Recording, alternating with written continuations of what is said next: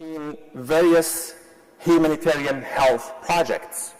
So please join me in welcoming our distinguished professors, and we will start with I will give each one of them 15 minutes or maximum 20 minutes.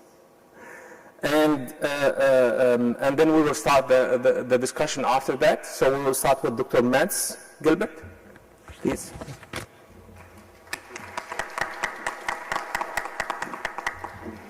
Assalamu alaikum, everyone. Good evening, good afternoon. And first of all, thanks to the organizers and to Al Jazeera Research who has invited me. I will talk about the topic of impact of armed conflict on health and healthcare, and I will focus on 4 points. The impact of what I call Israeli medical apartheid. I will also talk of the constant Israeli attacks on Palestinian healthcare, which did not start on the 7th of October. I will briefly touch on the ethical and moral collapse of the West in particular when it comes to holding Israel responsible for what's going on, and I will give you a short prescription for what I think can solve the situation in Gaza. First, the impacts of the Israeli medical apartheid in occupied Palestine, and there are many impacts of that. Before the 2023 attack on Gaza, the right to health in Palestine is dependent on race. If you are Jewish or if you are Palestinian, you will have completely different access to health. There is severely limited access for the Palestinians, and both to curative and preventive medical services. As we will see, this affects public health factors and the things that we measure when we are describing public health. Cancer care, I will use that as a case to illustrate. And on the ongoing attack on Gaza, of course, at the individual level, there is much increased premature death, people dying or are killed before they should be dying or deceased. The injuries, the diseases, and the starvation and the thirst are effects of the apartheid. Israeli attacks on healthcare going on as we are speaking. There has been severe bombing right now, and Al-Aqsa Hospital has 5 or 6 times more patients now than they have beds for due to the recent attacks. And I will also talk briefly on the attacks and torturing of healthcare personnel. We need to define our sources, and my main 2 sources are the numbers coming from the Ministry of Health in Gaza and these reports coming from United Nations OCHA OPT. They come 3 times a week and they are extremely detailed. These are the recent graphs from the Ministry of Health in Gaza. We know very much, I'm a scientist like my 2 colleague professors, and we are relying on numbers and exact science to discuss the problems. And we have a vast amount of data from Gaza. But first of all, Gaza is an unimaginable amount of human suffering and also human greatness. In particular, I want to salute the Palestinian healthcare workers for their bravery and the local people for their willingness to risk their lives to save the others. This is the current situation. This is the last numbers from UN OCHA, the same report as I showed you. And you see it's more than 36,000 registered killed and 82,000 injured, which are massive numbers for any medical system. Given electricity, water supply, medical supplies and everything in the West, they would have a hard time managing this massive influx of patients. And in Gaza, as you know, there is no water, there is no fuel, there is no electricity, so how they manage is quite impressive, to put it least. Gaza now, the most important avoidable complications, and that's sort of the most important point for me today. It is to describe the avoidable causes of death in Palestine, in Gaza and also in the West Bank, which stems again from the Israeli medical apartheid. Because many of the, if you can take down the sound a little bit, many of the injuries will die from avoidable causes, like bleeding, like obstructed airways, like infections, and septicemia, which can all be avoided if you have a functioning healthcare system. And you have the psychosocial consequences of the killing of mothers and fathers, the splitting of families, and of course the emotional trauma from losses. I'm in regular contact with my good colleague, Dr. Yusuf Abrish, who happens to be the Minister of Health in Gaza, not very much used in mainstream media. And he told me already in January, he said, it's not the bombing that is killing the most people. It's the triangle of death, which is the man-made starvation from the Israeli siege. It's the man-made dehydration and thirst from the lack of drinkable water. And it is untreated common diseases like diabetes, like pregnancies, which is not a disease but need attention, cancer, cardiovascular disease, and so on. And in particular, these three elements in the triangle of death will, of course, hit the most vulnerable, the women and the children. So these diseases will not have a normal primary healthcare system to take care of them. And for example, diabetes has a very high prevalence in Gaza, 15%. There has been no cold chain. There has been very difficult access to insulin. So there are large, hidden, dark numbers on excess mortality from common diseases due to the Israeli attacks on healthcare. So the Israeli medical apartheid has consequences, and I'll just show you one graph from WHO from the report in 2022. The first column is Palestine, OPT, and the second is Israel. And if you look at life expectancy, it is 9 years shorter in occupied Palestine than in Israel, even if it's only 100 meters across the border. This, of course, is a very, very strong indicator of an apartheid system. The infant mortality is 4 times higher in occupied Palestine, Gaza and West Bank. Under 5 mortality, 3.5 times higher. And maternal mortality, 9 times higher. It's not because the biological systems of the people living in the two parts of the world here is different. It is because of the living conditions and the access to healthcare. And these numbers are known. These have been known for many, many years, and yet the Western world leaders have not been doing any punitive actions to punish Israel for this systematic medical apartheid. The impunity of Israel is one of the most challenging moral problems in the world today.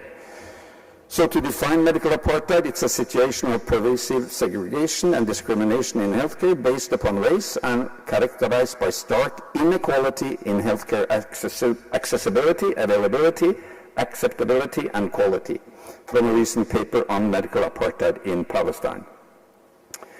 So take one case to illustrate the consequences. The cancer patient in Gaza.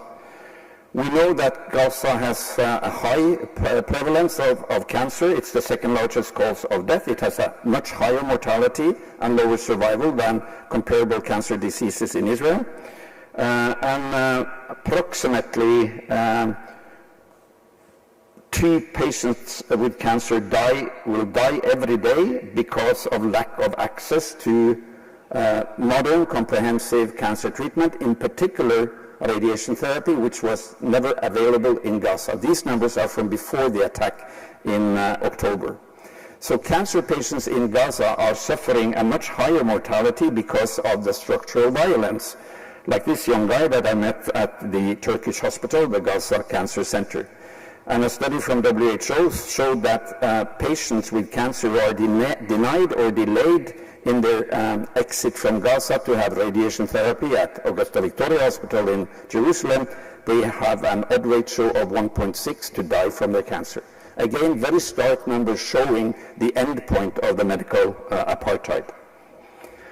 Then a few words about the systematic attacks from Israel on the Palestinian healthcare. I've been working in Palestine since 1981. I've been there every year since 2006-07. And I've been there during most of the recent attacks, 2006, 9, 12, 14, and so on, working at Shifa Hospital. And here are 2 pictures. The first to your left, I took that in 2008, where the Israelis had attacked and shot an ambulance. And the one to the right is from now, 2014. Both are uniformed, should be protected by international law. Ambulances attacked, shot, and many of the paramedics are, as you know, killed or injured. These are graphic examples of this systematic attack on healthcare that the Palestinians have been, the Israelis have been doing for many years. Again, numbers from the last UN report that I just showed you, this graph here, and this one shows that the Israelis have killed 493 healthcare workers. They have arrested and detained 100. Many of them are still gone. We don't know where they are. They are tortured. Some of them have been killed by torture. And of course, this is in flagrant violation of all international laws. Furthermore, if you look at the Israeli attacks on Palestinian healthcare in Gaza, WHO have been following this quite closely. And up till February 12th, they documented 378 Israeli attacks on healthcare in the Gaza Strip. So it's not about Shifa or military command center. This is a systematic strategy of the Israeli army to diminish, to destroy Palestinian civilian infrastructure and the safety network for the Palestinian people in Gaza, and also the attacks are coming in the West Bank. And you see the number of killed and injured during these attacks and the number of destroyed ambulances. Horrible numbers, known to all the Ministry of Foreign Affairs in the world, and they have done nothing, in particular in the West. Nothing new. These are the numbers from 2014. I worked in Shifa then during the attack. Then they damaged 10 hospitals and 7 primary health care centers, and 5 hospitals and 44 primary health care centers had to be closed. 16 ambulances were damaged, 83 healthcare workers were injured, and 21 killed. 2014. So if you sum up, there has been, since 2018, there has been more than 800 Israeli attacks on healthcare in Palestine. And during this last attack, it's been documented almost daily. This is from the Gaza Health Cluster meeting in November. I'll just show you one graph. This graph with the yellow and gray bars show you the number of operative and closed hospitals. And you see how it's been declining day by day through these systematic military attacks. So on the 8th of October, there were 34 partially functioning hospitals and 2 non-functioning. And only a few weeks later, that had dropped to 8 partially functioning and 27 non-functioning. This has nothing to do with some military claims that the Palestinian resistance are using the hospitals. So bear in mind this graph. It has been known to all the governments in the EU, in Europe, in the US, and they have allowed it to happen. They have allowed it to happen. Right now, in the recent report that I just showed you, which is from the 31st of May, there are 14 partially functioning hospitals in Gaza and 22 out of service, as a direct result of attacks, of invasion, of the siege, of lack of fuel, water, food, electricity, and medical supplies.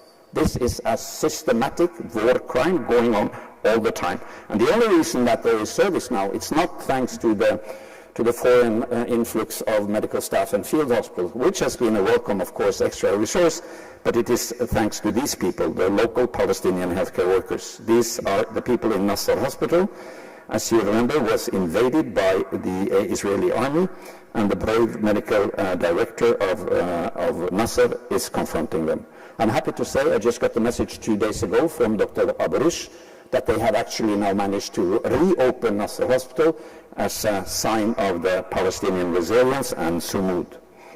So again, the Palestinian healthcare workers never give up. Here they're working on the floor in in Nasser, and I want to salute my brothers and sisters because they are the real heroes. They never give in, they never give up, they never leave their patients or their people, and they sacrifice their lives.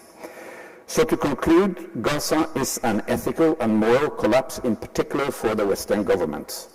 To sum up very briefly, what is the situation in Gaza now? It's a massive attack on civilian, women and children in particular, massive attacks on civilian infrastructure, hospitals, schools, churches, mosques, roads, water pipelines, water, sewage systems, everything. Massive attacks on Palestinian healthcare, as I have documented, and a total brutal siege with starvation, thirst, and complications. All of these effects are 100% man-made, intended to have this function, and they can be reversed in less than 24 hours once there is a ceasefire and the siege is lifted. So this is, as was said by a prominent UN figure, the war in Gaza has become a moral stain on the conscience of our collective humanity, and I would like to add in particular for the Western governments. The people of the West, the people of the world have been standing up in strong solidarity with Palestine, but the governments, unfortunately, have been backpatting Israel for too long, and this has led to this disastrous situation. And I just conclude with these horrible images, and if you can turn up the sound a little bit on this video. This is from the, can we have some sound?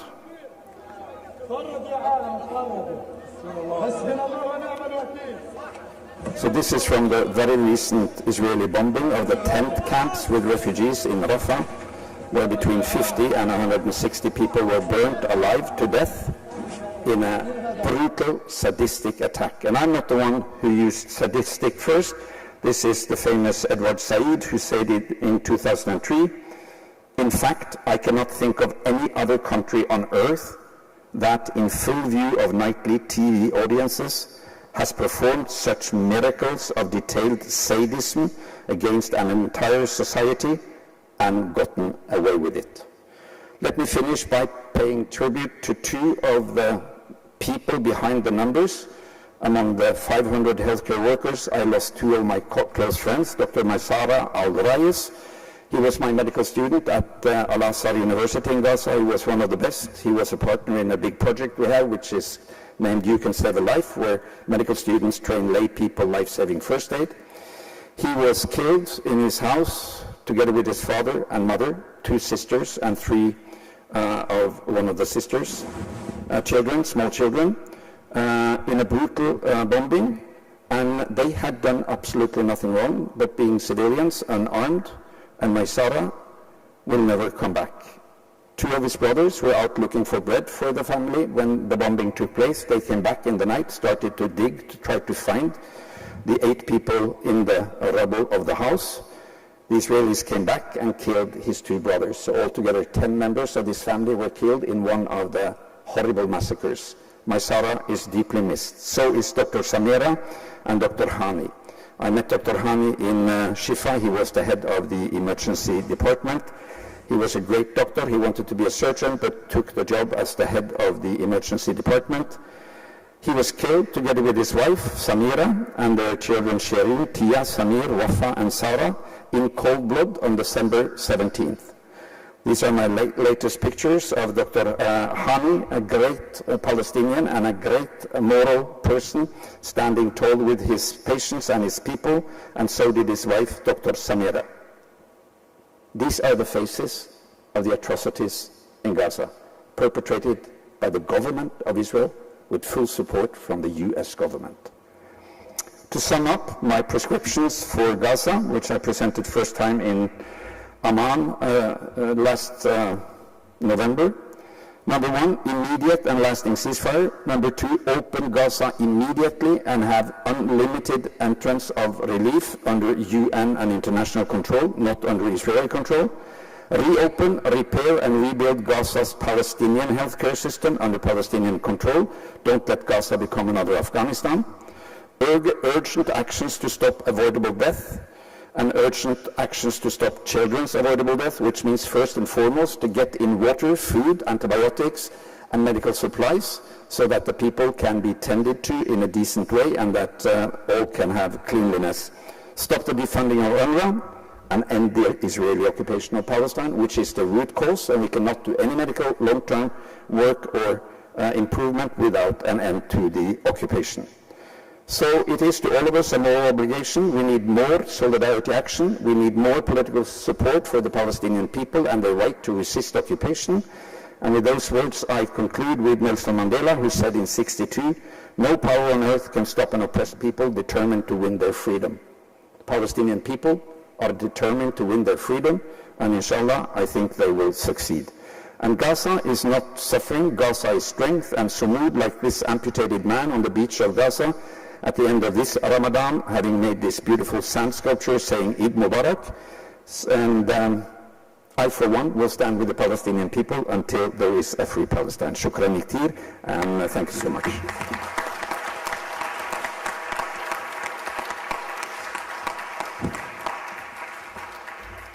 Thank you, Dr. Metz, for this informing session, presentation.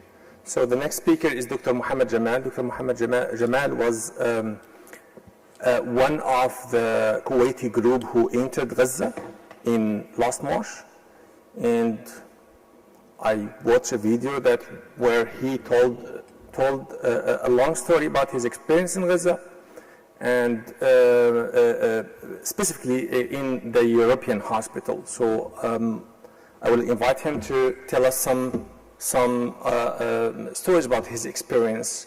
Even it was short, but he has a lot of. I'm sure that he has a lot to tell. Dr. Mohammed.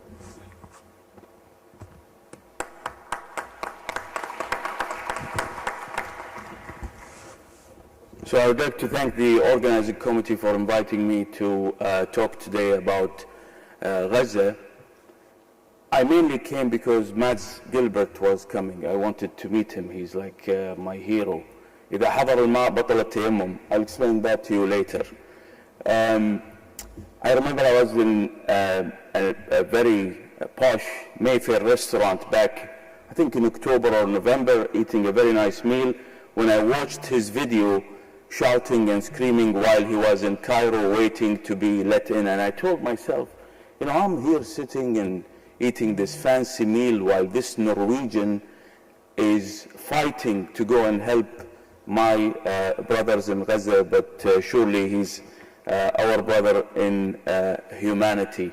And he was mainly the reason for me to plan to go there, and I tried my best to get in there after watching his videos. And of course, I also remember his videos shouting while he was, I think, live on Instagram or on Twitter, telling the presidents of the Western world to hear the scream and shouting of children, to hear the noise of bombing in case they were not listening.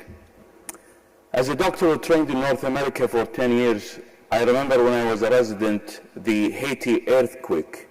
The surgical and medical community in North America mobilized massively. There was a very big response to the Haiti earthquake in order to help. I am currently behooved and shocked at the medical, scientific, and surgical community in their response to what's happening in Gaza. And I mainly want to focus on that very briefly. I will not take hopefully more than 10 minutes. History will remember the silence of the medical community, and it will condemn it the same way it condemned the medical community for their silence when the Nazis were committing their medical atrocities back in the Second World War. So we were a team from the Kuwaiti Red Crescent, 4 Kuwaiti doctors back in March, the last Friday before Ramadan, and it was an official mission from the government of Kuwait, and I'm very proud as a Kuwaiti medical doctor, very proud of my government. As soon as we came back, we were received by His Highness Prince Mish'al Al-Ahmed Sabah, who was very proud of what we have done there. And this is an important message to the GCC countries, the GCC nations, and the Middle East, that and to the people of Gaza, that everyone here, although you don't listen much in the media about the support from the GCC countries, but we are all behind you and we are all in support of you. So the healthcare in Gaza is not suffering only after October 7th. It is suffering for 16 years. It's a complex siege that made life so difficult for the people in Gaza. Before October 7th, there were 35 hospitals with only 3,400 beds, serving a dense population of 2.2 million. So the medical issues were there even before October 7th. The goal of this genocide is totally clear. They want to make Gaza hell on earth. They said that clearly. I mean, we are not trying to analyze. This is something that was said very clearly.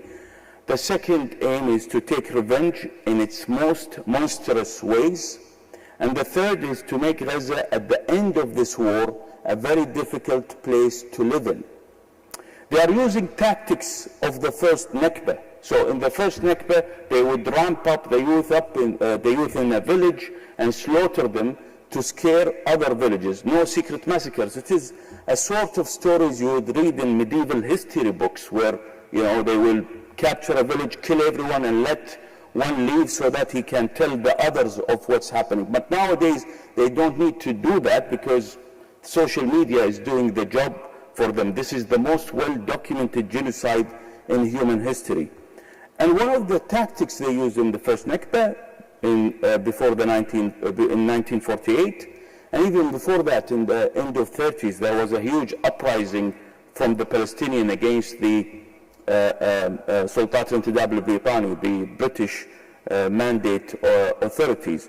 They were targeting healthcare and creating an environment to spread diseases.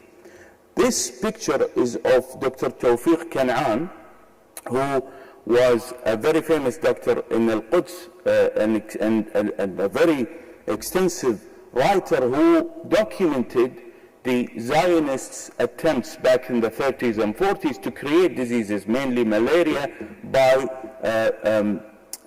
drying the swamps so that the malaria is going to spread. So they want to create diseases without the presence of healthcare to make life more difficult and make people leave Palestine. And this is exactly what they are doing currently in Gaza.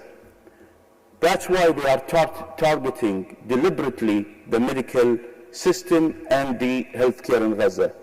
And if you look, they were telling people to leave. This is a very tiny hospital in Gaza. I wouldn't call it hospital here in the GCC region. It's called Mahdi Maternity Clinic or Mahdi Maternity Hospital. And the people of Gaza thought that this would be the perfect place to seek refuge in the middle of bombing. There is no way that they would bomb a tiny maternity hospital. And they did that, killing 2 doctors. And we all remember Al-Ma'madani massacre where the father was holding the remains and the flesh of his 2 children in plastic bags. This was the first test to the international community. They committed that massacre. On that day, witnesses and the refugees who were hiding in the hospital, they were super worried because they saw and they heard a lot of the quadcopters and the drones flying around the hospital. So they knew that something was happening. The Israeli authorities also did did ask for evacuation of the hospital on that day, and despite that, they did the massacre, and the international community bought the Israeli narrative that this was a Palestinian missile astray. It's very surprising that we didn't see this missile since that date. And this is what the Israelis are doing, continuous lies. So this is Ahmed al-Najjar, the beheaded child who was at the Rafah massacre a few weeks ago, and this is his brother Muhammad telling that account in Al-Jazeera of how he found his brother Ahmed without his head. And the worst of all, the worst medical story of all is the destruction of a Shifa hospital. Hospitals should not be graveyards for doctors, patients, and refugees. This is Dr. Ahmed al-Maqadma, a plastic surgeon with his mother, Dr. al-Maqadma as well. He's also a doctor who both were executed by the Israelis and buried in the Shifa hospital. So, in summary, this is the biggest medical genocide in human history, and it poses major ethical challenges on the medical community. There will be research in the future questioning why the medical and the surgical community is silent over this. Most of the Gaza hospitals are out of service. When we went in Gaza, they didn't need much doctors. Here I need to take a minute to salute the Palestinian resilience, the Palestinian medical resilience. You would go there seeing doctors working and laughing, telling jokes, and you would think that these are the most comfortable people in Gaza, that these are the people who never had any issues. And then when you sit down with them, they will tell you their stories of, like I remember a nurse who lost contact with his father and siblings for 3 months, working every day after leaving his mother and his handicapped little brother in the tent to go and work in the European hospital. And so many stories you would hear from them that they need to be immortalized in the medical history. They changed the practice of medicine with what they are doing that. The rate of attacks per month in healthcare in Gaza is the highest in any recent or modern conflict. And this is not only limited to Gaza.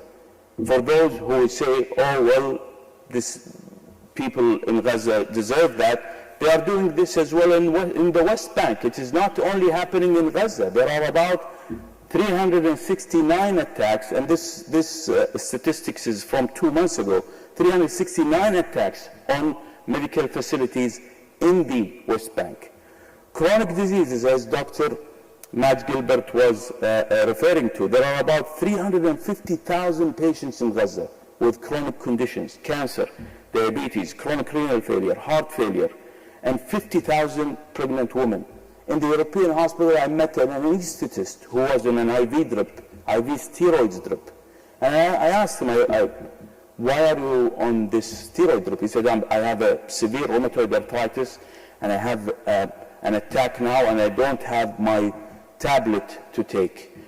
We managed to get him I'm not a rheumatologist, but there are advancement in the treatment of rheumatoid arthritis that they never even heard about in Gaza. So I called my rheumatologist friend in Kuwait, and there is this $10,000 IV medication that he can take every 3 months, which can control his condition, and we managed to get him that for free with the next visit from the Kuwaiti doctors. The inability to continue renal dialysis, the lack of insulin and other life-saving cardiac medications, fuel shortages, and the lack of electricity will all contribute to a lot of deaths in Gaza. The living conditions are horrible. 95% of people lack access to clean water. Over 85% live in poverty. As you all know, Israel declared the complete embargo in Gaza. Last week, my friends at Al-Aqsa Hospital were telling me that they are operating barely with gloves. They don't have gowns and they don't have drapes to use in operations. When we went in Gaza in the beginning of March, we brought with us about 20 bags full of medical supplies, along with a truck full of medical supplies. And this made 2 hospitals work, Al-Aqsa Hospital and the European Hospital. The storage room in the operating room was completely empty. And I end up with this slide, which is my message in this talk, is where is the scientific and medical community in all of this? The Lancet published a report in November, a month after, at that time, 15,000 Palestinians were killed, 4,000 children. They issued this report from the Lancet Commission on Medicine, Narcissism, Holocaust, Historical Evidence, and Implications for Today. And the summary was that we should teach the medical community of what the Nazis did in the Holocaust. And I totally agree with that, because we don't want the medical community to be silent again whenever human atrocities are committed. And this is exactly what's happening in Gaza. Authors in that report published a month later in another journal a report saying that most of what's happening in Gaza, the medical all these medical atrocities that are happening in Gaza, is because of the Palestinian resistance, and it's not from the Israelis. And this is a shocking response from the medical community. History will not forget that. Thank you.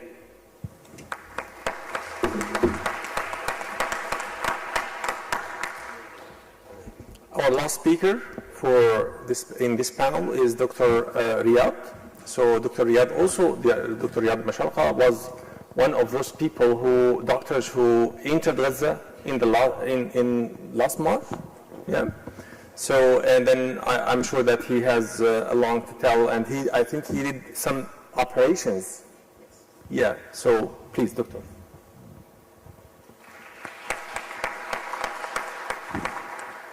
Assalamu alaikum. Hi everybody, good afternoon.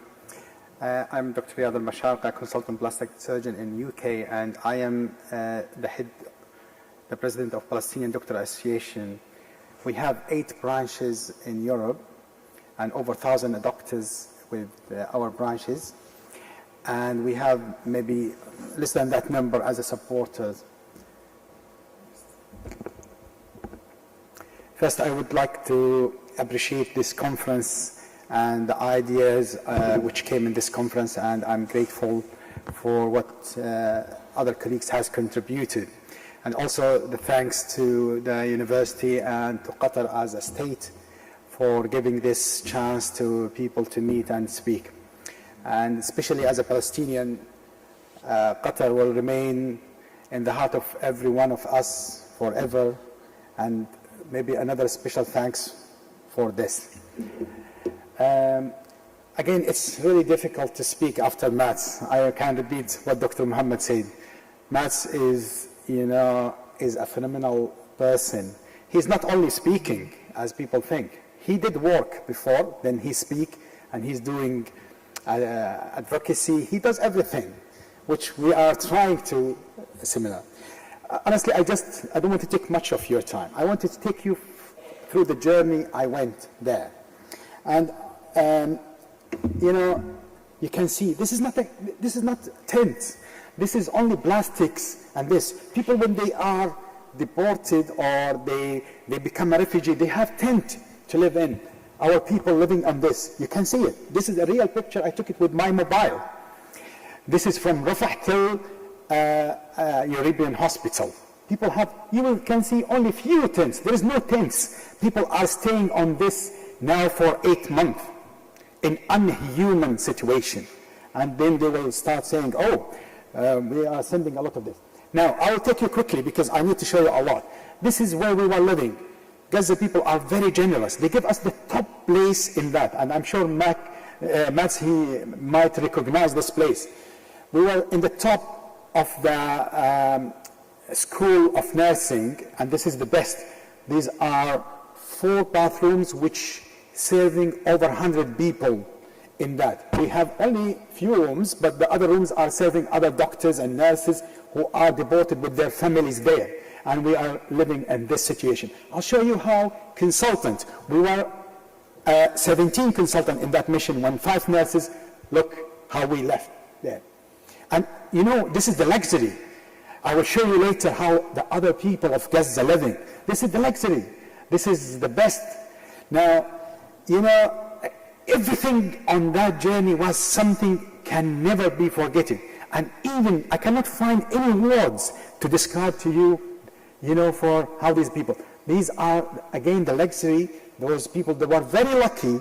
They are the workers in the hospitals and their families who are living in that. That place is the top ever place in Rafah. Only better than the place I'll tell you in the end. What is it? Now, this is the journey from that house, the compound where we were living in the rooms, to the hospital. And you can see every inch, not every meter, are occupied by the deported people. Because they fled, they thought that the hospital are safe. Look, now I'm inside the hospital. I cannot reach to the operation theater. See? This is, I'm walking through.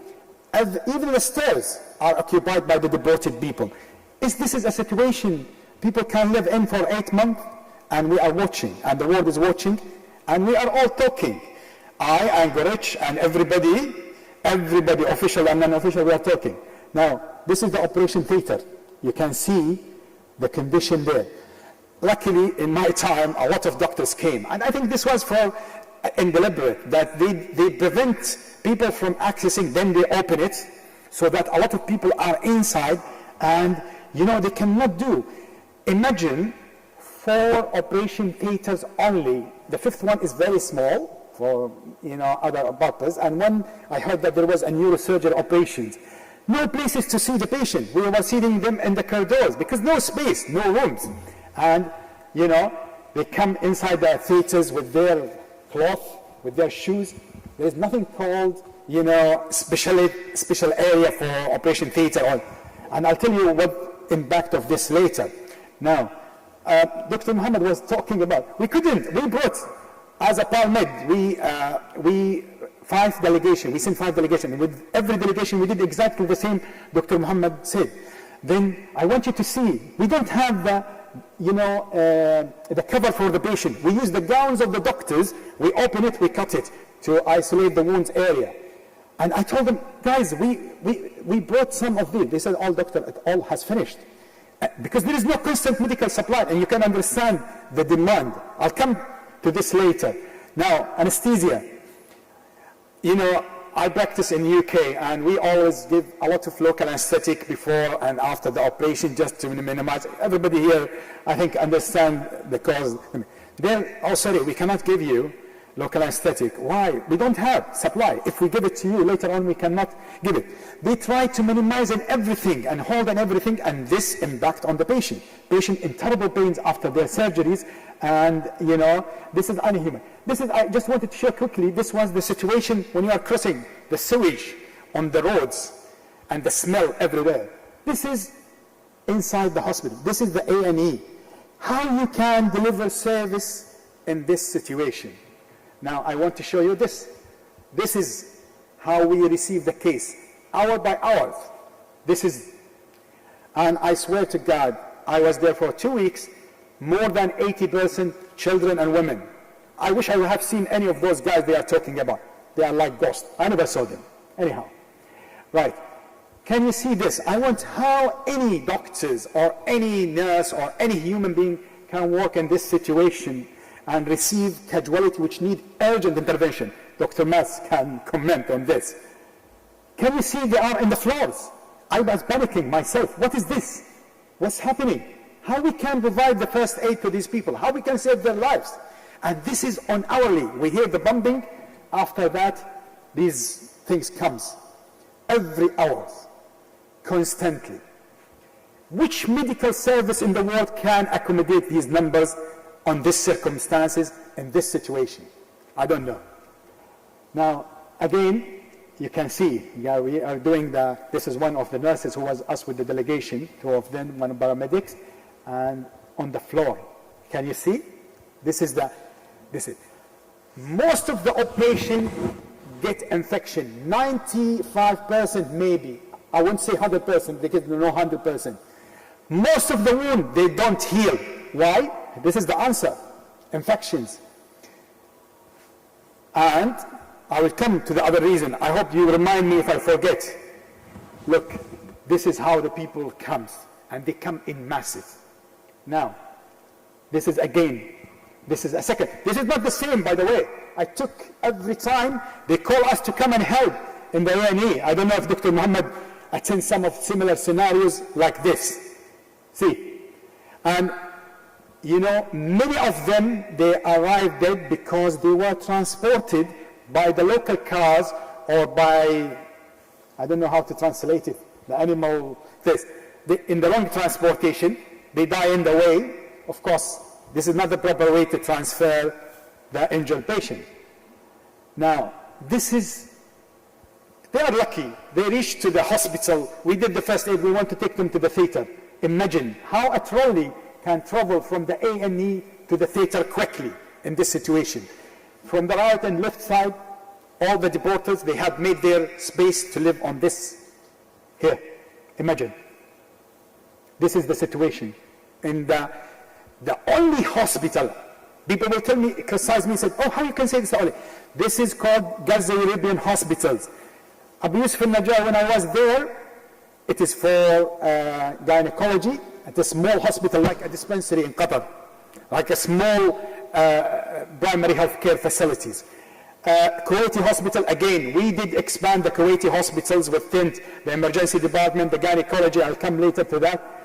And even whatever we do, or anybody do, how it can, I didn't speak to you about other things. Please remind me, I promise me I'll tell you more. This is This is the situation in that hospital. The only hospital serving 1.6 million in a small area. This is the situation. They have occupied everywhere. You cannot move from anywhere to anywhere inside the hospital. They call them, Maidani, which means a field hospital attached, was founded during the COVID, occupied fully by the deportees. I don't judge the people, I don't blame them. They have no safe place in Gaza for anybody. And the medical personnel, the medical staff are the more target, 500. Anybody can tell me this is by chance in a war, 500 doctors and paramedics and this died? No, they were deliberately targeted and their families. I know many of them. Dr. Miles Gilbert gives some names. I know other names who were, targeted in their homes with their children and they died. And you will see maybe pictures of some of those. Going back to, he's lucky. He reached us to the operation theater. The waiting time, 6 months for emergency operation. You'll be surprised by this statement. There are people, I swear to God, I saw them with my eyes, and I'll give you that story. A boy, he is, I think, 17 years or 18 years. He was having X-Fax, Dr. Mans, maybe no, in his both legs for 6 months. No time, nobody is giving him any attention because he's speaking and he was okay, he looked okay. Nobody wanted to speak to him. He stayed on the bed 6 months with the X-Fax on him. Nobody can take him to the theater to take X-Fax because a lot of cases. So we are talking today about direct and indirect. I told you from the start, I hope that you will tolerate this information. There is no way to describe this atrocity. No way. No words. Now, as Dr. Muhammad was saying, we, in every delegation goes, we fill a lot, as much as we can, from medical supply. In spite of that, when we are in, after a few weeks,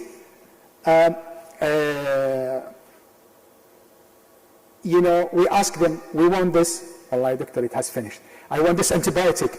We have one dose from this. I want this suture. We have only this suture. I never get anything for you. I'm a plastic surgeon. We need the blades for taking a skin graft. Sorry, doctors. We re-sterilize them. What? They have to be sharp. This is the only available things. Why you didn't ask? We ask, this is not allowed to enter to Gaza. The dermatomes, we have two, one non-functioning and one partially functioning. I was shocked. I said, how you are doing? How things was going before? We tried to use the Humvee. Okay, give me the Humvee knife. Again, the same things. The blades, I'm sorry, I'm talking more specialized in plastic surgery, but I'm telling you, there was nothing to do. I received burn patients. I struggled so much to help them. I'll come to that again. I keep saying I'll come to that. I hope I'll get time to tell you all this information. All stories, complex stories, you cannot, imagine how people can, in this century, agree to any human being to be in that situation. What they did, what wrong they did. They are in their lands and they didn't do anything wrong. They are just trying to remain in their land. And this is the punishment to them. And this is the answer to this. This is a 13-year-old boy, I think. I'm sending this message for everybody who are saying, oh, those people, they are tired. Or those people, they have tolerated what no human being can tolerate. And this is a child he put in his cast, alhamdu wa shukr. He doesn't want to say lafz al-jalala on his leg. See how much deep in their heart they have respect for that. قاومت وصبرت. And I want to tell you another story about another child. I didn't hear it myself. One doctor, orthopedic, I was inside and he told me, you remember that child? I said, yeah. You know what he told me? He said, please doctor, take care of me. I don't want to die. I want to grow and come out and show those nuqat. I don't want to say what he told about those guys. This is what they did for that society. They make everybody in this mentality now. And I don't know how peace can come to that area anymore, as everybody wish. Now, I just want, as I promised you, to go back for a few things. When the patient come to theaters, and we did the operation with no instrumentation, where we can put those patients? The occupancy rate, I'll show you in another slide, 250% over the capacity of the hospitals. No hospitals, no beds. How you can follow a patient who had just an operation? Who will give him analgesia? Who will give him IV fluid? Who will look after him and do his dressing? And where? In nowhere. I was having 70 patients waiting for operations for the plastic, 250 patients for the orthopedic waiting for operation, and so much for other. And every day we have to stop. Why? Because the new patient has come with more urgent needs. And this is going on. Every day accumulating and accumulating. Why patient? I show you a picture very quickly for that guy. He's a Jazeera correspondent. He's skin on wound. This is, I promise you, I tell you why the wound didn't heal. Because there is malnutrition. They don't have enough. I used to tell him, Ahmed, you need to take proteins, you need to eat more. And this. He said, doctors, how I can get that? From where we will get that? I sent my wife. He has children, small children. He is from Al Jazeera. He must be, paid. They have money, but there is no food. Nobody can bring meats for him. We used to bring the doctors protein bars, the food we get to go and give it to him. He improved a little bit, and he's still malnourished. And this is the case with 90% of the patient. Now, I want to conclude with this. I was in the luxury time. You know why? Because after I left, one more delegation went, and after that, Rafah closed. What does that mean? All the supply Dr. Muhammad was saying, I was saying, which was very little from the needs, stopped. The checkpoints, Rafah stopped. So 70% in reduction of what was very little going in. What does that mean? The current situation now is horrendous, unbelievable. We are still connected with our colleague there. They say, oh, you are in the time that compare nothing. All what I show you, they call it nothing. Now people are dying in mass, more and more. Why? Because there is no supply.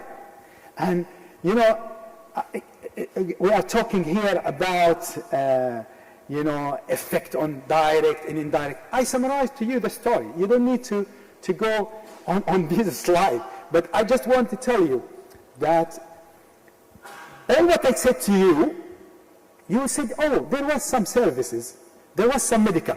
Can you people imagine North Gaza over 6 months to 7 months with no medical service whatsoever? Like they were in the early centuries, nothing. Have you seen the doctors who amputated his niece's leg without anesthesia in the kitchen with the kitchen knife? Because he wanted to save her life. He was no choice. I'm sure many of you have seen that video. So the backbone of the medical service where our boss Mas used to go there and serve was burned totally. So you are talking about the 800,000 remaining. Oh, I'm not very good in the math, maybe 16 and 800. No, I'm good.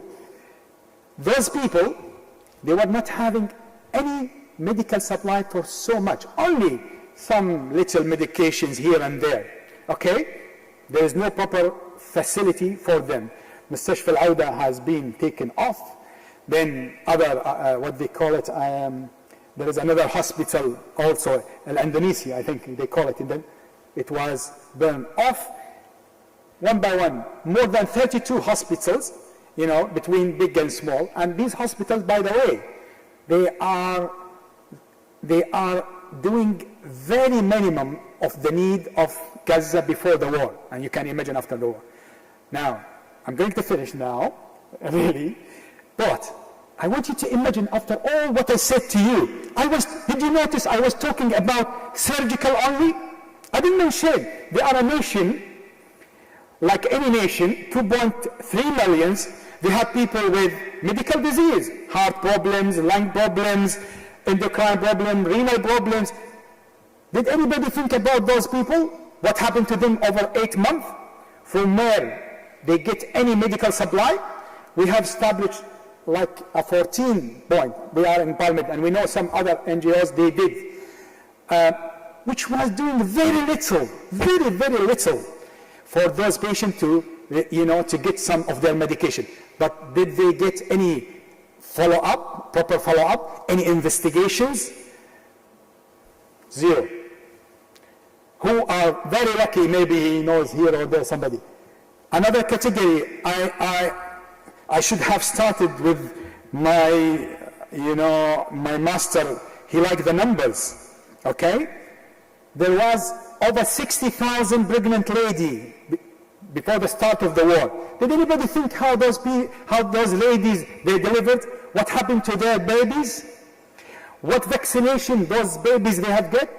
I'm talking to you about the direct and indirect. I am in the field of this session. I'm not crossing out. What happened to those people? To those infants? Those women who have to breastfeed? What nutrition they have taken, if they are alive? Did anybody thought about 10,000 cancer patients? Rahmatullah alayhim, if not all of them, most of them. Cancer patient, 8 months, nothing called cancer patient. What you are talking about? Now, about 36 martyrs, over 36,000, since the start, and now 40,000 with those people who are under rebels, over 80,000 injured. And we are talking about injured, not scratches or cut. Injured there means he lost a limb. 5,000 people lost limbs. This is what we estimated with the Ministry of Health there, and we are trying to establish something for them. Either one limb or more. Now, I just want to give you, again, 15,000 children died, and this, out of those number. And in every hour, 15 people killed. Every hour. 6 of them are children. 35 people are injured. And 42 bomb dropped on the people. And 12 buildings get destroyed. I'm mixing for you the direct and indirect impact. Now, all this, of course, impacted in a severe humanitarian crisis. People cannot find food. People cannot find medicine. People are denied from medical services. People are deported from one place to another place, forced. Go down south. It is the safe area. Oh, sorry, now we start down. Go in the middle. Now we are in the middle. Where the people can go? Please remember all these statements, because I want to guide you to the end to decide if it is what my colleagues was calling genocide or not. I'm trying to prove. I'm giving you facts. Anyone is doubting this, please raise his hand. I'll be more than happy. These people keep shuttling them north, middle, south. Now, so, after all this, you can see 32 hospitals out of 36 is gone completely. And this is, by the way, old. Why? Because Kuwaiti Hospital recently out, Abu Yusuf al-Najjar recently out, right? Now, this is the ambulances. More than 130 ambulances has been destroyed. Recently, I'm sure you have seen that ambulance with the paramedics who have been bombed and they were burned and they couldn't reach to their body till the next day. Right. Now, of course, this is, I'm not saying only shortage. There's no medical supply, very little. And, what would be the consequence of this for generations, for years, even if the war stopped, even if everything goes back? How many years these people need to go back in their feet and become, a healthy society? God's no. I don't have the answer. I don't have the answer. Now, You know, I see Dr. Marquez is now. I'm just finished. I'm done. But just I wanted to give the promise that I have covered every doubt I gave you about something in head. And this is a Shifa hospital, just to show you what happened to it.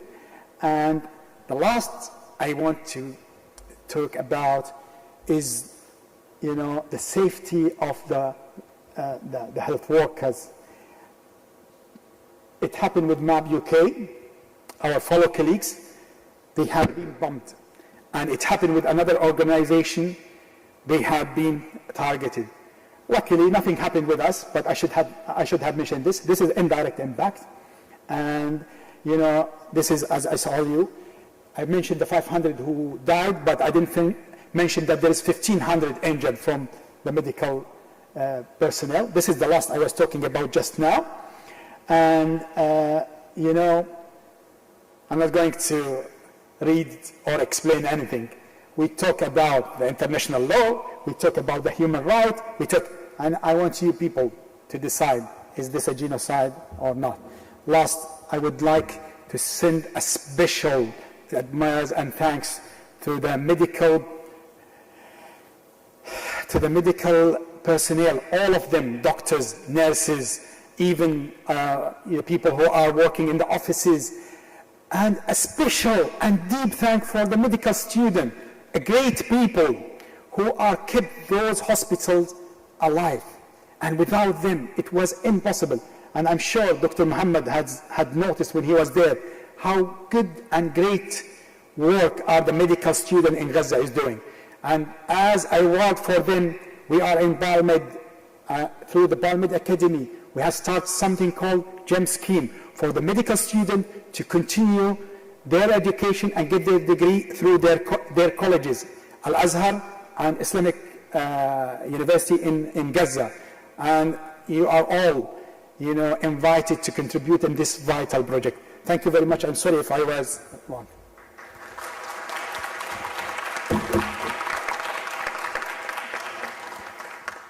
Thank you very much, Dr. Riyad. He was about to finish a long time ago, but I know that he has a lot to tell. Since that we took much time with the presentation, so I would like to transfer, open the floor for questions and comments from the audience.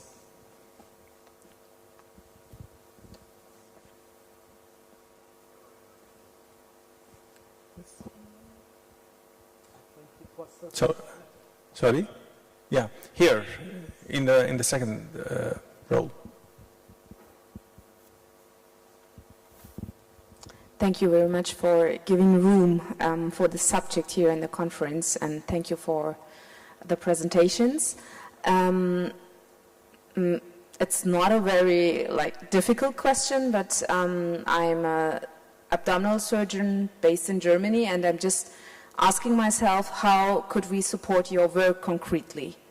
I mean, all of your work, especially also Matt Gilbert's and your work. What is the way we could support you also as European-based doctors, surgeons, financially or personally? What would be the way? Okay. Thank you very much for this important question. Honestly, maybe one of the important thing we gain from this networking in these conferences, attending people who wanted to help. Now, we are, as a Palmed, we had made a plan for revitalizing the health sector after the war stopped. Honestly, at the moment, it's very difficult for you to go physically and help, but I promise you, after, inshallah, the war stop, we will need everybody of you. Every doctor, we need the contribution of every doctor. And this is an invitation for all the doctors, to communicate with us. And we have a big plans. We will need everyone to take part. Now, we also, before the war happened, we were doing the continuous medical educations, and we are trying to make a specialty and subspecialty there. We never practice trying to take donation. But of course, because of the severe needs, you can just Google our website. We are a charity, registered in every branch of Parliament in Europe, and in Turkey registered as independent body, as a charity, regulated by the authority in every country. And we have a registration in the European Union as a humanitarian organization. We have a registration in France for the, like we call it, the executive committee, which is controlling the all branches. I hope I answered that. Any other question? Yes, please. Yeah. I think this question is very important. I always think when I go to Gaza that the most important work I do is not what I do in Gaza. It's what I do when I come home. And the most important work we as a medical community can do is to put more pressure on our authorities, our governments, through our medical unions, through the medical students and nursing students, to make very much more outspoken protests. In Norway, there has been actually protests every week outside our hospitals, with people taking the lunch break, going out in their greens and white, with posters saying, do not attack healthcare in Gaza, support our colleagues. Because it is, at the end of the day, the awareness and the advocacy that is the most important factor for ending not only the bombing, but the occupation of Palestine, which, in my opinion, is the root cause. I think it's very important that we go there, but now we need to focus more on the political pressure on our governments, in particular in Germany, which have been horrible in their attack on people being vocal to support Palestinians, and actually, I guess, also prohibiting using Palestinian flags in kafiyeh. So I think that is a very important thing, because our role as medical doctors and medical staff in the societies is very pronounced. I mean, we're respected, we have a voice, we have a platform, and I think we are not using that platform strongly enough. So we need to advocate for boycott, for sanctions, just as Europe has been doing against Russia with Ukraine. And the second thing I think is very important is to look ahead now. As my brother says, rebuilding Palestinian healthcare. And that should be under Palestinian leadership. Because now what I think the US and NATO and also EU is trying to do is to undermine Palestinian sovereignty for their future. They want to make a regime change. I don't support any political fraction in Palestine, but I support the Palestinian people's right to decide their future. And what is going to be the future of Gaza should be decided by the Palestinians, including how healthcare should be developed now. So we have to be very careful about not losing sight of the future. Me, for one, I don't give money to any Western NGOs. I only give money or support to the Palestinian proper NGOs like Medical Relief and the organization of Dr. Mustafa Barghouti. And I think we have to look for the initiatives among the Palestinian healthcare workers in Gaza and the West Bank and try to support them as much as we can, because they are under tremendous pressure now. Thank you. Thank you very much. Can I add just a brief answer? So I think as a doctor, if you want to prepare and help, realistically, the healthcare system in Gaza will need doctors for the next 5 or 10 years to come, because it's totally destructed. You can take many courses that can prepare you for a very austere environment like what's there in Gaza, though there is no course that is designed for that. For example, there is the David Knott Foundation Austere Environment course. We did bring that in Kuwait and trained many doctors in it, but although this is the course that will prepare doctors to work in the worst environment imaginable, it's not even matching like 5% of how bad the situation in Gaza is currently. In terms of Germany, we were 4 Kuwaiti doctors. One of us was an anesthetist like Dr. Gilbert, and he applied for a conference in Berlin. He applied for the Schengen visa to Germany 2 weeks after we arrived from Gaza. They rejected him, citing that he's a danger to society. Okay, any other question? Yes, here in the middle, please.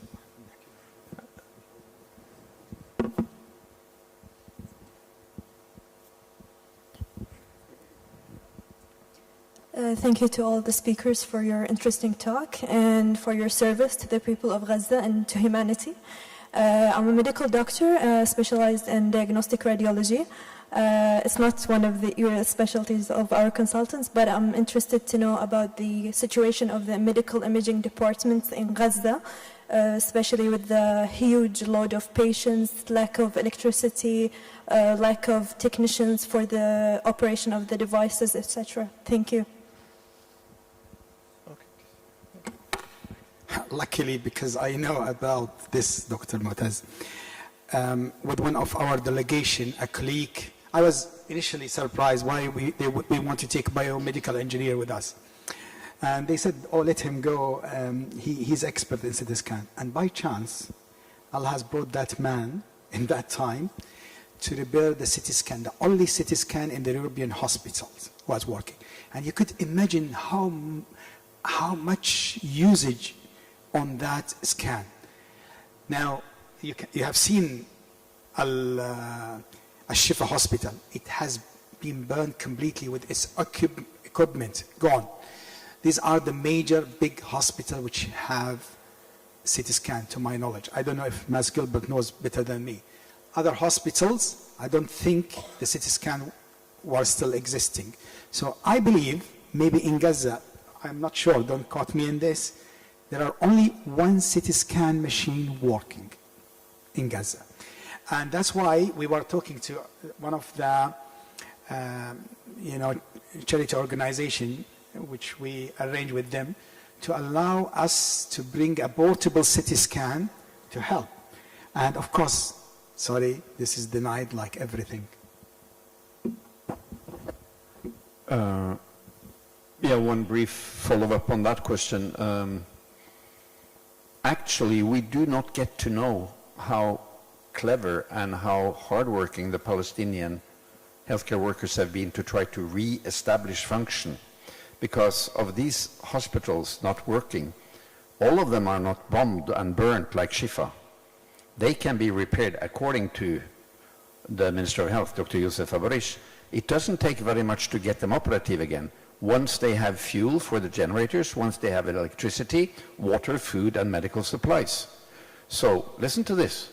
I got a video from Shifa. I don't know if you've seen it, because they found a corner in the Shifa medical complex that was not completely burnt out. And they have actually restarted hemodialysis in Shifa. And they have restarted hemodialysis in Shifa Hospital for the renal failure patients. In those outburned buildings, they have been able to re-establish that function. I have the video. Also, they have reopened Nasser Hospital with 250 patients, neglected patients.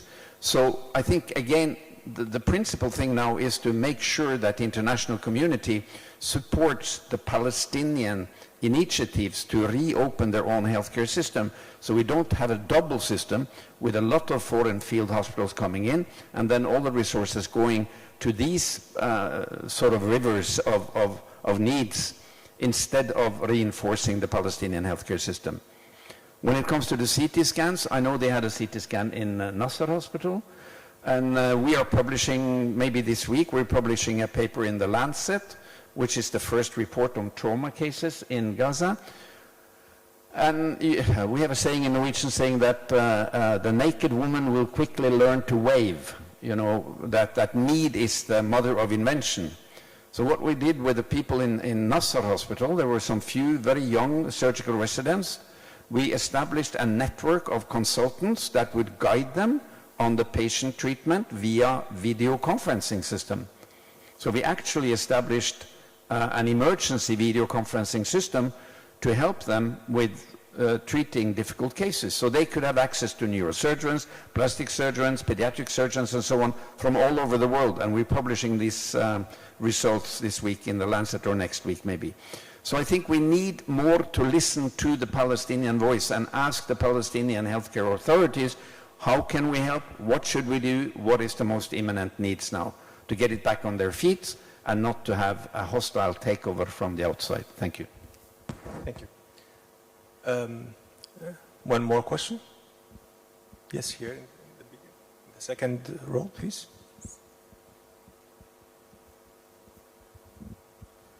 Thank you. Salim Salama, I'm the CEO for WISH, and in a recent other life, I was the lead for NCD in humanitarian settings for WHO, has been directly involved in the incident management team for the response in Gaza for years, and it's very dire to me, to see what's happening. We have been involved for years in building and contributing in helping our colleagues in Gaza in building different hospitals, including the Palestinian Turkish hospital that used to cater for 9,000, 10,000 people with cancer. So as an NCD lead, I think for me it was also something really heartbreaking to see that years and years, and we are talking about decades of work in collaboration with the Ministries of Health from both ends on the West Bank and also on Gaza, have been destroyed in a glimpse of an eye.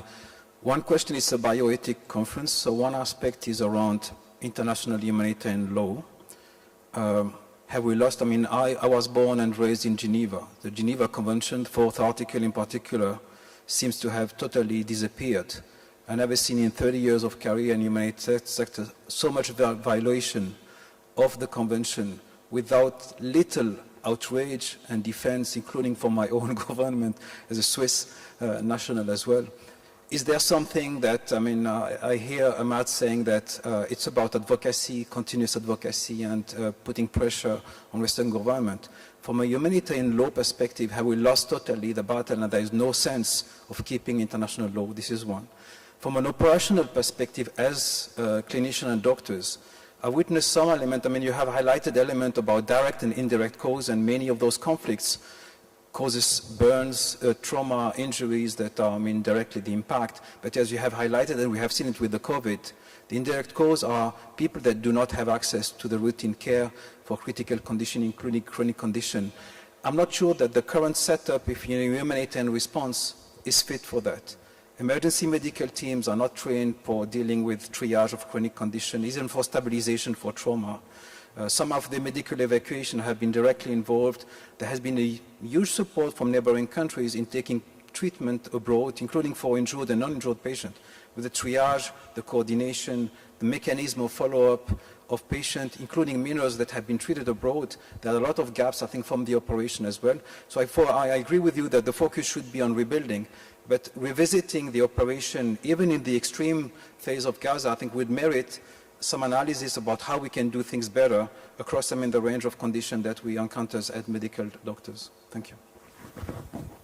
Yeah, thank you so much for those two comments. I think, as I said, I think Gaza 2024 is uncovering a massive collapse, a moral collapse in the Western world, the Western government, with regards precisely to the application of the Geneva Convention.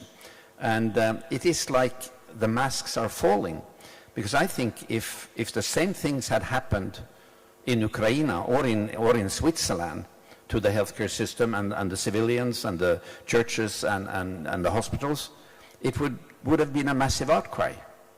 Or just to make a little thought experiment, imagine if Palestinian fighters had gone into Israel and killed 500 Jewish healthcare workers. What would the world have said then? So I think what has been uncovered is that the Geneva Convention and the international humanitarian law is a bit of a makeup on the face of colonialism. It is trying to make us look better when we're still occupying, invading, and bombing, and killing people in the global south. And I think the deeper reason for this collapse in international humanitarian law when it comes to Gaza is unfortunately colonial racism, because it's not happening to people with white skin and blue eyes and blonde hair. It's happening to people with a southern position and heritage and race.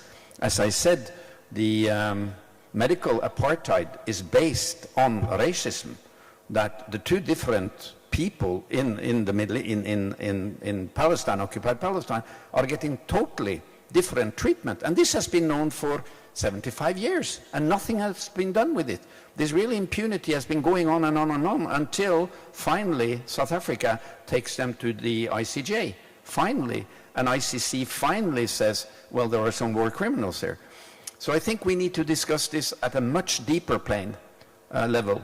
and we need to find out the root causes of this collapse in the upholding of international humanitarian law, also for the people of the global south, number one. And number two, when it comes to who are the experts and who are going to rebuild and restart Palestinian healthcare in Gaza, I think the world experts, as far as I know, the world experts in managing disasters like this, man-made disasters like this, are the local medical staff. It's not us coming from, you know, look at this, we have electricity, we have water, we have flushing toilets, we have security. I drove by the beautiful hospital here.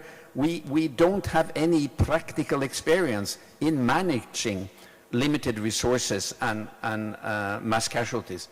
The Palestinians in Gaza have been living this for 17 years of siege. I've been there every year for the last 17 years, and every time I find new innovations and new capacities to manage. So I think we need to decolonize our thinking and say, let's go and listen to the people who are living under occupation and who are living under siege, not only in Gaza and Palestine, but all over the world, because they have things to tell us that is not in the curriculum in the medical schools and the nursing schools in the rich countries. So we need to change our attitudes. I think that's the most important thing. Thank you. During the last 8 months, the Americans and Israelis were trying all the time to provide a different narrative.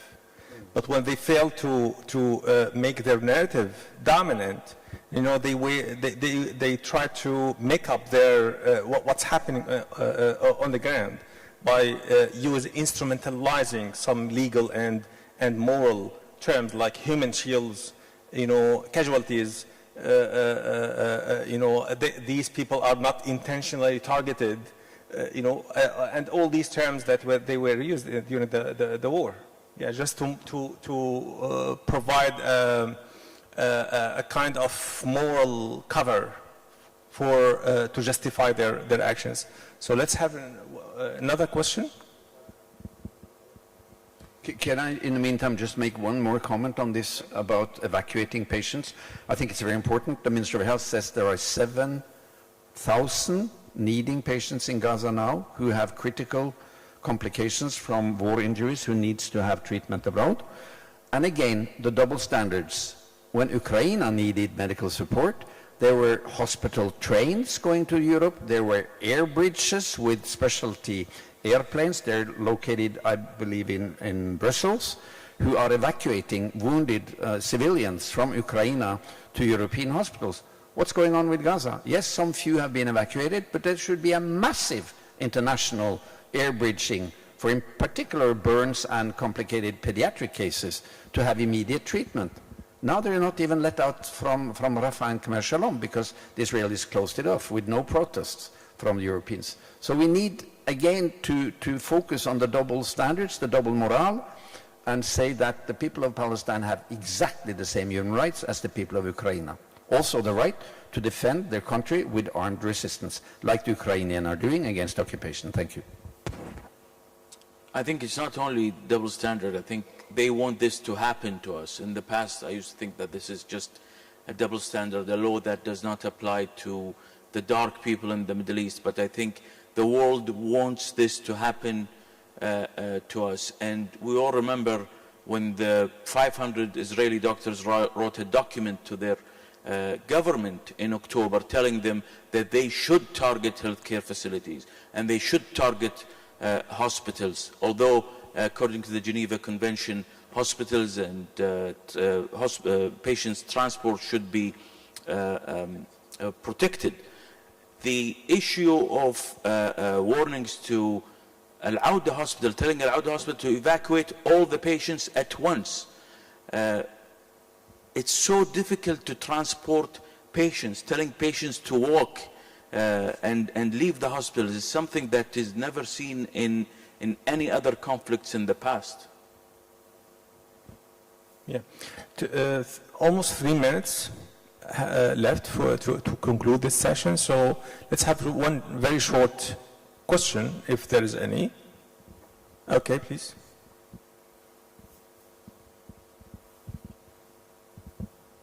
Thank you very much for your presentation. It was well needed for awareness and reflection, but very heavy on our hearts. It's not a question or a comment, but many of us have lost hope and feel hopeless and have come to the realization that human rights is not universal and it does not apply to people who look like us or on this side of the world. And we find it hard, if we particularly live in the West, to find spaces to talk about this and face academic censorship, professional censorship, and what can we do in terms of, particularly when we practice in a field like bioethics, and we come to the realization that the practice does not reflect the teachings. And we talk about advocacy, we talk about rights, but that does not exist. Thank you, sister. I think that point is very important. Don't lose hope. Hope is what you do, and we all have to do more. And I think, crisis can always be turned into growth. That's what I've learned from the Palestinian people. They can turn even the most difficult situation into a situation where they improve, where they learn, where they develop, and they learn from their experiences. I think we should all take part in a bigger and a larger discussion, a sharp and critical discussion now, about the fallout of the Gaza crisis, the Gaza attack, call it what you want, to precisely highlight the hypocrisy of the Western governments when it comes to upholding international humanitarian law, and demand another type of global governing, because it seems like the whole UN system has collapsed in a way when it comes to human rights and to enforcing human rights. So I think we should turn the bad experiences from Gaza into a sharper, more focused academic, intellectual and practical discussion on the global application of human rights. That needs to be done, and we should not give up, because we all want a better world. Thank you. We only have 20 seconds, please. Yeah. Right. I just want to say one sentence, not personally to our sister colleagues. We need to learn from Gaza children how resilient they are. They are not giving up. We shouldn't give up. We are on the right side. We should do as Mass saying more and more to stop this genocide, these massacres, and those people has to become free soon, inshallah. Okay, thank you very much. Please join me in thanking Dr. Mats, Dr. Muhammad Jamal, and Dr. Riyad. Thank you very much.